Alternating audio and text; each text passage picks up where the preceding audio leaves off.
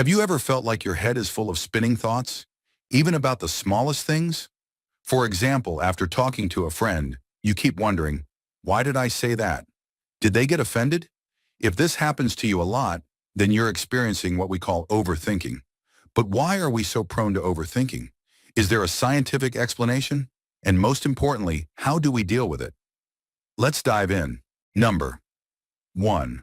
Why do we overthink? The scientific reason. From a psychological perspective, overthinking happens because our brain is wired for survival. The amygdala, the part of the brain responsible for detecting threats, often interprets modern problems as dangers. In ancient times, threats were lions or wild animals. But today, threats can look like a message left on scene, a mistake at work, or a misunderstood conversation. Our brain treats these as potential dangers, so it keeps replaying them. For instance, imagine you send someone a text, and they've read it but don't reply. Your brain instantly assumes, are they upset? Did I say something wrong? When in reality, they might just be busy. Number 2, factors that trigger overthinking. Perfectionism. Wanting everything to be perfect makes us obsess over small mistakes. Low self-esteem. People with less confidence often worry about whether others like them or not. Stress and fatigue. When we're exhausted, it's harder to control our thoughts, leading to spirals of overthinking. For example, a student who just finished an exam might keep thinking, did I answer correctly? What if I fail? What if my professor thinks I'm not smart enough? Even though the exam is already over, their mind won't let go. Number 3, the negative impact of overthinking.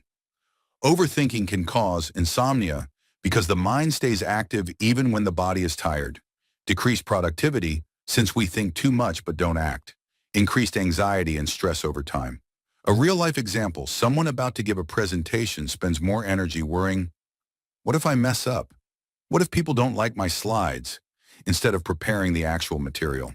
Number 4, solutions to overthinking. The good news is, overthinking can be managed. Here are some science-backed strategies. Practice mindfulness. Train yourself to focus on the present moment through meditation or simply paying attention to your breath. Write your thoughts down.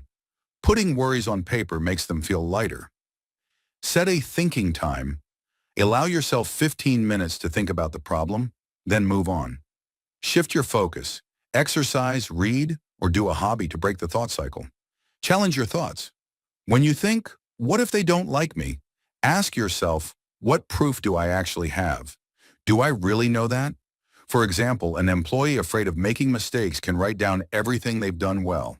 This helps the brain see facts instead of assumptions. So friends, overthinking is natural because our brain is designed to keep us alert.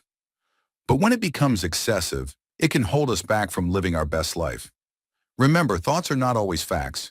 You can control your mind instead of being controlled by it. If you find yourself stuck in overthinking, try applying the tips we just discussed. And don't forget, life is not about thinking of all the possibilities. It's about having the courage to take action. If you enjoy psychology content like this, make sure to hit subscribe and turn on the notification bell so you won't miss our next video. See you in the next discussion.